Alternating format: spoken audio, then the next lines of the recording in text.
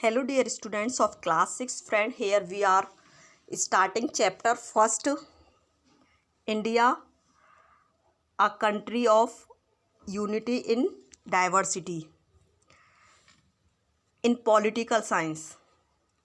Friends, वैसे तो ये चैप्टर थर्ड है। इससे पहले हमने ज्योग्राफी का 1 चैप्टर कंप्लीट किया है, हिस्ट्री का 1 चैप्टर कंप्लीट किया है और अब यहाँ हम पॉलिटिकल साइंस का चैप्टर फर्स्ट जो है वो स्टार्ट कर रहे हैं। So guys listen very carefully. और आपके ये लर्निंग ऑब्जेक्ट्स हैं, जैसे कि यहाँ हम जो पढ़ेंगे वो डाइवर्सिटी इन फैमिली स्ट्रक्चर और advantage of joint family, disadvantage, social economic diversity, linguistic unity और geographical unity. There are some important points we will read. Friends,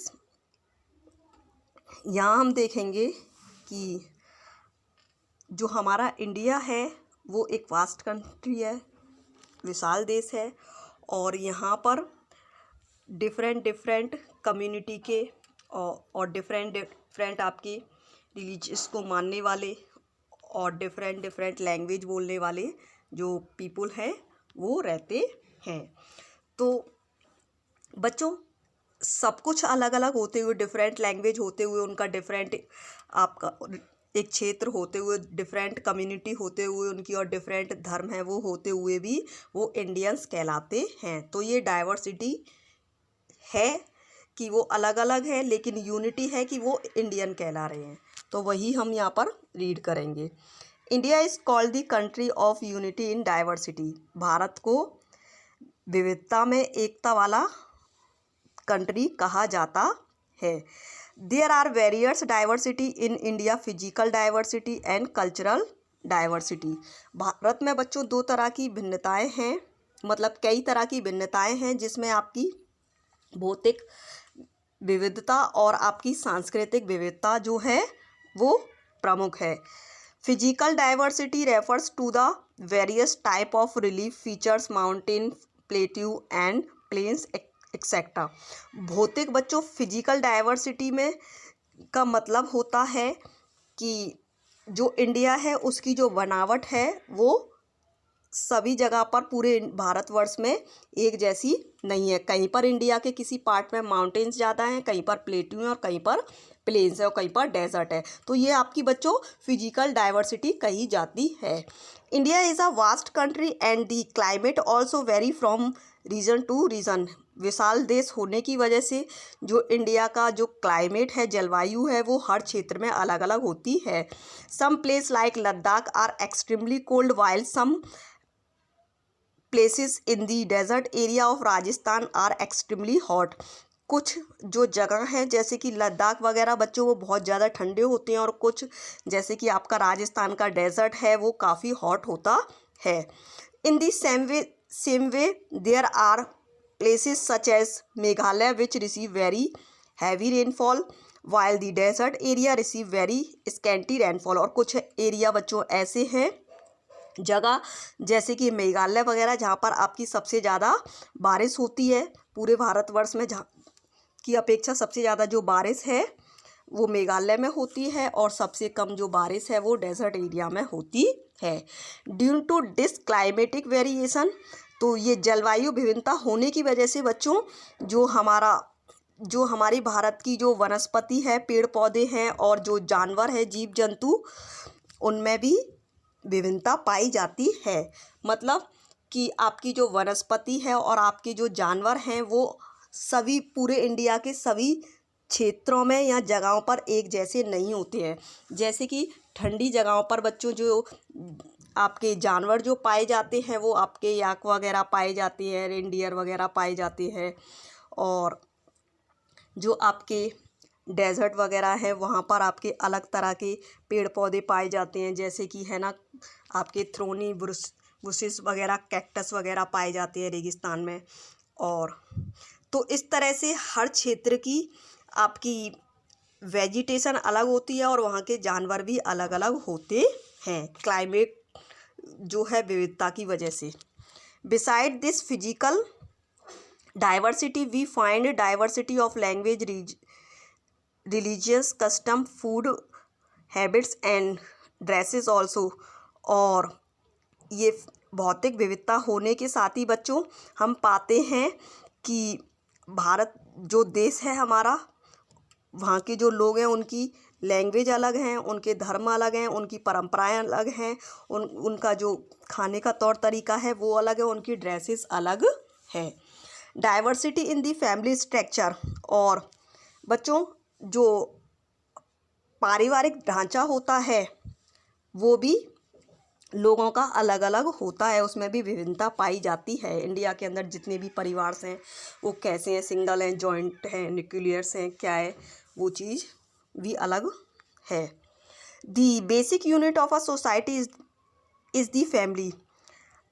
बच्चों समाज की एक बेसिक जो इकाई है वो फैमिली है। फैमिली से ही बच्चों आपका एक समाज क्रिएट होता है, या ये कहें कि पहले परिवार होता है, परिवार से पड़ोस होता है, पड़ोस से आपका एक बड़ा जिला होता है, जिले से आपका राज्य होता है, राज्य से आपका कंट्री बनता है। तो इसलिए जो फैमिली है वो समाज की एक बेसिक इकाई है। In India we have 2 types of families. Bharat में 2 तरह की फैमिलीज़ पाई जाती है बच्चों, जॉइंट फैमिलीज़ और न्यूक्लियर फैमिलीज़। जॉइंट संयुक्त परिवार और न्यूक्लियर सिंगल एकल परिवार। In a joint family parents, grand parents, uncles, aunts and cousin live together in the same family, but a nuclear family only parents and their unmarried children live together and make a family. Joint family में बच्चों संयुक्त परिवार में आपके parents होते हैं, grand parents होते हैं, दादा दादी, अंकल मतलब चाचा चाची, और उनके कजिन्स वगैरह, उनके बच्चे वगैरह, वो साथ सभी मिलकर रहते हैं, सभी चीज़ों को एक साथ शेयर करते हैं और सभी का सभी चीज़ों पर राइट्स होता है, अधिकार होता है। लेकिन जो न्यूक्लियर फैमिली होती है बच्चों, उस फैमिली में सिर्फ माता पिता और उनके अनमैरिड 2 बच्चे होते हैं और वो आपस में मिलकर रहते हैं। नेक्स्ट बच्चों, आपकी जो जॉइंट फैमिली और न्यूक्लियर फैमिली जो सिस्टम है उसके कुछ एडवांटेज और डिसएडवांटेज है, वो हम नीचे डिस्कस करेंगे। Advantage of a joint family. Joint family के जो परिवार हैं वो एक साथ रहते हैं, उनके क्या फ़ायदे हैं। In a joint family all the members help each other. Joint family में बच्चों सब जो परिवार के मेंबर्स होते हैं वो एक दूसरे की हेल्प करते हैं। Every member of the family feel source because whenever there is any problem there are ready to help and the problem is solve by mutual corporation. और परिवार का, जॉइंट फैमिली में परिवार का हर एक जो मेंबर होता है बच्चों वो सुरक्षित होता है।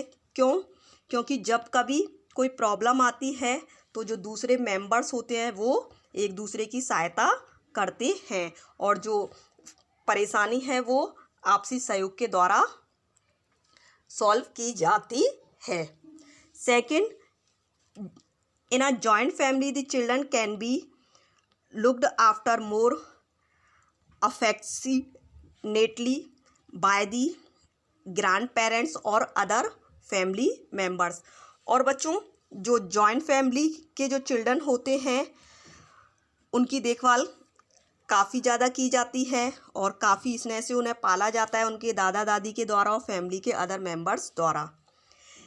India is an agriculture country. In agriculture many hands are required to do different job। Bharat बच्चों एक कृषि प्रधान देश है और कृषि प्रधान देश होने की वजह से बहुत सारे जो लोग हैं वो आपके कृषि के क्षेत्र में अलग अलग तरह के काम करते हैं, such as ploughing the soil, sowing the seeds, watering the plants and harvesting the crops. जो खेती के अंतर्गत काम करने वाले जो लोग हैं बच्चों वो अलग अलग तरह के कौन कौन से काम करते हैं, जैसे कि आपका मिट्टी को जोतना, बीजों को बोना, पानी देना प्लांट्स को और फसलों को काटना। In the agriculture sector joint family system is considered to be best system. और इस तरह से बच्चों जो आपका एग्रीकल्चर सेक्टर है वहाँ जॉइंट फैमिली जो सिस्टम है वो सबसे अच्छा माना जाता है, क्योंकि सभी लोग आपस में एग्रीकल्चर करते हैं तो प्रॉफिट वगैरह भी मतलब सेम रूप से शेयर करते हैं। In spite of this advantage the joint family system is losing its significant as especially in urban area and nuclear families are increasing due to the following reason।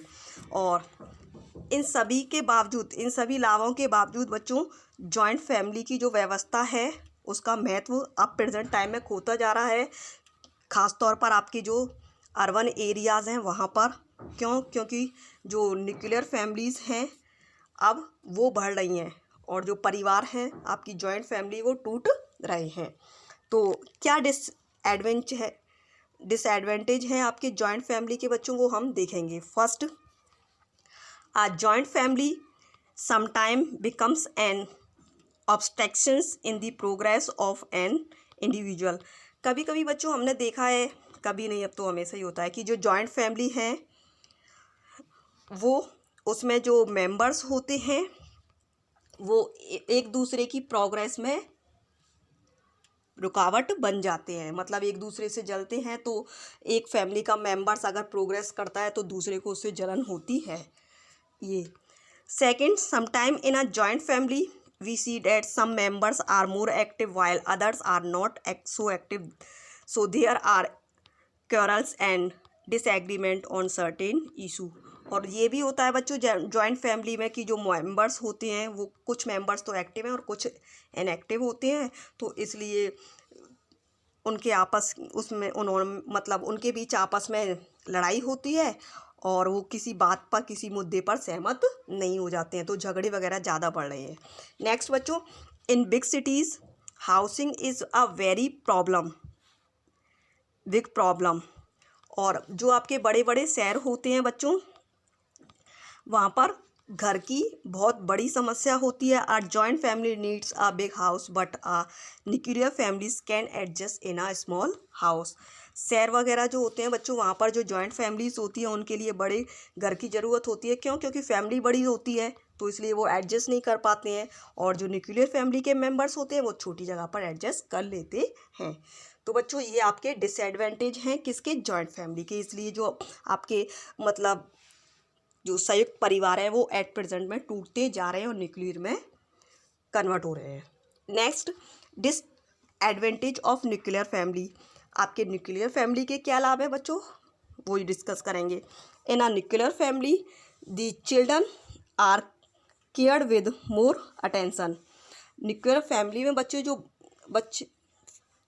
Nuclear family में बच्चों जो आपके छोटे बच्चे होते हैं उनकी देखभाल अच्छी तरह से की जाती है और काफ़ी उन पर ध्यान दिया जाता है। क्यों? पेरेंट्स एजुकेटेड होते हैं इस वजह से। In a nuclear family all members are free to do what they like. और न्यूक्लियर फैमिली में जितने भी मेंबर्स होते हैं वो काम करने के लिए स्वतंत्र है जो कि उन्हें अच्छा लगता है। Disadvantage of a nuclear family. Nuclear family के बच्चों डिसएडवांटेज क्या है वो हम देखेंगे। In a nuclear family all members become independent and they do not want any interference of other person in their matter।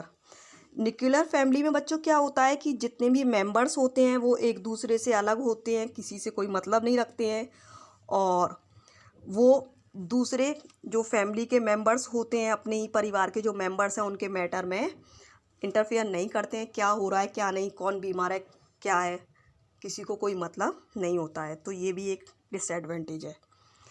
Children and parents have no time to spend with each other. और आपकी nuclear family में बच्चों ये भी होता है कि जो बच्चे और जो पेरेंट्स होते हैं उनको एक दूसरे के साथ बैठने के लिए, खेलने के लिए, बातें करने के लिए टाइम नहीं होता है। क्यों? क्योंकि सब अपने अपने वर्क में बिजी होते हैं।